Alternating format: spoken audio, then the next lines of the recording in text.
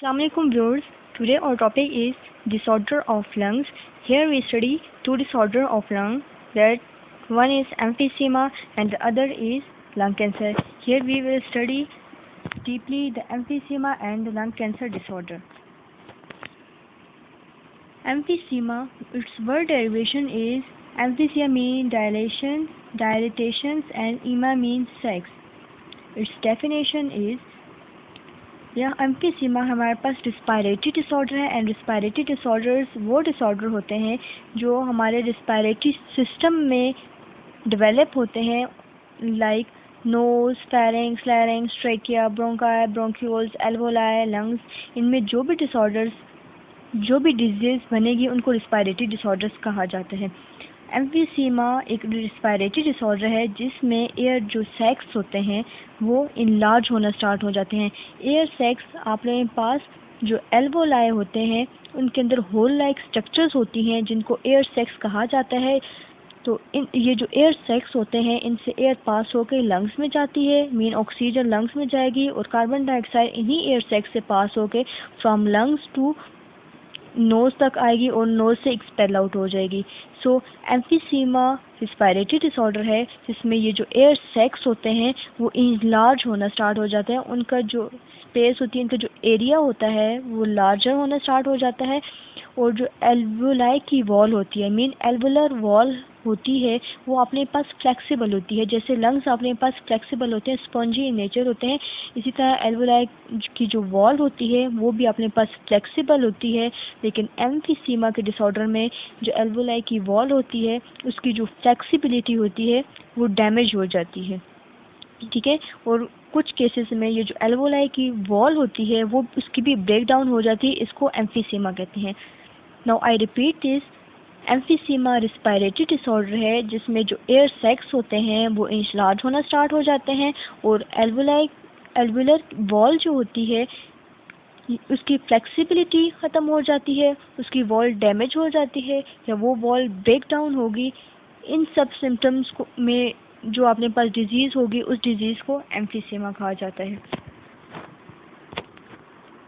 Now here we also study its causes, its risk factor, its symptoms and its treatment.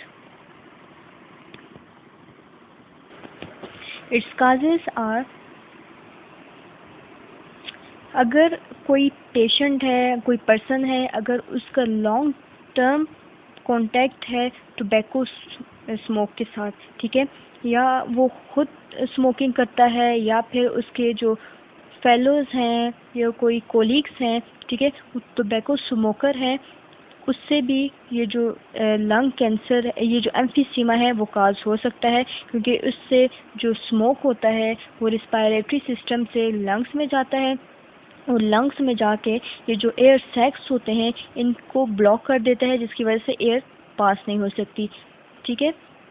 या फिर marijuana smoke, air pollutants, अगर air में बहुत ज़्यादा pollution है, डस्ट है या फिर और अपने पास स्मोक आ जाता है या कोई गैस वगैरह है, गैसेस वगैरह हैं एटमॉस्फेयर के अंदर, तो उस केसेस में ये जो लंग्स होते हैं वो डैमेज हो जाते हैं क्योंकि लंग्स को बिल्कुल प्योर एयर चाहिए, ठीक है। तो जब एयर प्योर नहीं होगी, उसके अंदर पोल्यूटेंट होंगे, तो उससे जो लंग्स होते हैं वो डैमेज होते हैं। डेफिशिएंसी ऑफ प्रोटीन्स, अगर प्रोटीन्स की बॉडी के अंदर अगर प्रोटीन्स की डेफिशिएंसी हो जाती है, ठीक है, तो उससे भी एम्फीसीमा काज होता है। क्योंकि ये जो प्रोटीन्स होते हैं ये बॉडी के लिए, बॉडी की ग्रोथ के लिए, बॉडी की एक बिल्डिंग मटेरियल है, ठीक है। अगर ये बॉडी के अंदर इसकी डेफिशिएंसी होगी तो उससे भी एम्फीसीमा काज हो जाता है। क्योंकि ये जो प्रोटीन होता है ये लंग्स के लिए बहुत बेनिफिशियल होता है। क्योंकि मैंने अभी बताया था ये जो लंग्स होते हैं वो अपने पास इलास्टिक होते हैं, स्पॉन्जी इन नेचर होते हैं, ठीक है।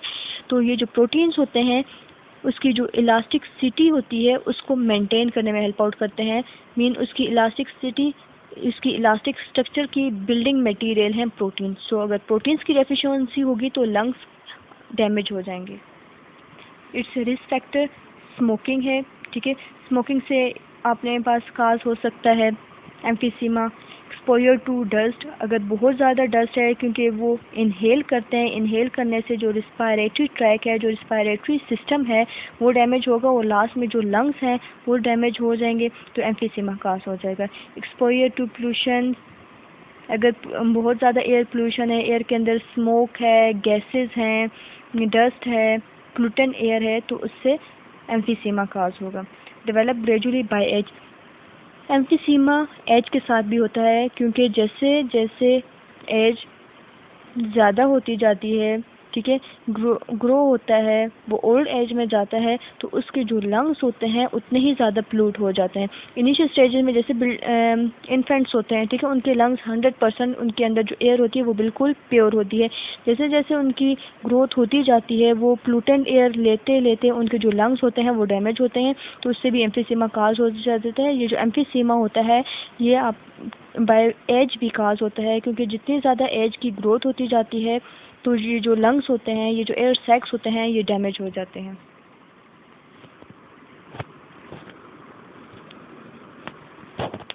It's symptoms are shortness of breath. First इसका सिम्टम होगा, ये जो ब्रीथिंग होगी वो शॉर्ट होगी, ठीक है, ज़्यादा लंबा सांस नहीं ले सकते। लिप्स और फिंगर नेल्स टर्न ब्लू, ठीक है, लिप्स ब्लूइश कलर में हो जाएंगे। ये जो नेल्स हैं इनका कलर ये जो पिंकिश होता है ये भी टर्न हो जाएगा इनटू ब्लू। कफ होगी, फैटीग होगी, वीकनेस होगी। It's first treatment is bronchodilator drugs. अब ये जो एम्फीसीमा है उसके सिम्टम्स मैंने बताया था कि कफिंग होती है, शॉर्टनेस ऑफ ब्रीथ होती है। जब कफ होगी, शॉर्टनेस ऑफ ब्रीथ होगी, तो उसके लिए ब्रोंकोडिलेटर ड्रग दी जाती है। जो उसके जो ब्रोंकाई होते हैं, जो ब्रोंक्यूल्स होते हैं, उसके अंदर अगर कोई डस्ट है या कोई जर्म्स हैं तो उनको इससे फ्री करके ये जो कफिंग होती है और शॉर्टनेस ऑफ ब्रीथ है इसको रिलीव करने में हेल्प आउट करता है। सेकेंड ड्रग यूज़ कर सकते हैं कॉर्टिकोस्टेरॉइड ड्रग, ठीक है, ये आपके पास स्प्रे की फॉर्म में होती है, ठीक है, ये स्प्रे की फॉर्म में दी जाती है। जिनको ब्रीथिंग में प्रॉब्लम हो, शॉर्टनेस ऑफ ब्रीथ हो, वो ज़्यादा लंबा सांस ना ले सकते हो, तो उनको ये स्प्रे दिया जाता है। एरोसोल स्प्रे होता है जिसको कॉर्टिकोस्टेरॉइड ड्रग कहते हैं। इस स्प्रे से उनकी जो ब्रीथिंग प्रॉब्लम है, शॉर्टनेस ऑफ ब्रीथ है, वो उससे रिलीफ मिल सकता है।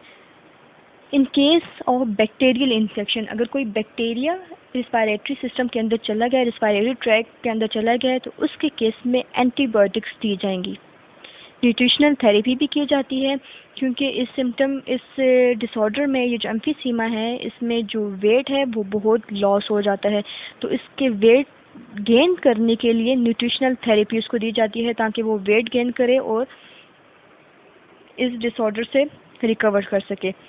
सप्लीमेंटल ऑक्सीजन, ठीक है, in case of low oxygen level, अगर बॉडी के अंदर लंग्स के अंदर ऑक्सीजन लेवल कम है तो इस केस में सप्लीमेंटल ऑक्सीजन उसको दी जाती है। उसको मास्क वगैरह यूज़ किए जाते हैं ताकि उसके अंदर जो ऑक्सीजन की कंसंट्रेशन है जो बहुत लो हो गई है उसको मेंटेन किया जाए। व्यूअर्स, ये था एम्फीसीमा डिसऑर्डर, जिसमें एम्फीसीमा की आप लोगों ने डेफिनेशन पढ़ी है कि एयर सैक्स जिसमें लार्ज हो जाते हैं, लंग्स की एल्वुलर वॉल की फ्लेक्सिबिलिटी डैमेज हो जाती है या ब्रेक डाउन होती है। नेक्स्ट इसमें आपने काजेस में पढ़े हैं, काजेस इसके पढ़े हैं, रिस्क फैक्टर्स पढ़े हैं कि कौन कौन से रिस्क फैक्टर्स होते हैं, साइन एंड सिम्टम्स पढ़े हैं, एंड इट्स ट्रीटमेंट पढ़ा है, ब्रोंकोडिलेटर है, कॉर्टिकोस्टेरॉइड ड्रग है, बैक्टीरियल इन्फेक्शन के केस में एंटीबायोटिक्स है, न्यूट्रिशनल थेरेपी है, एंड सप्लीमेंटल ऑक्सीजन।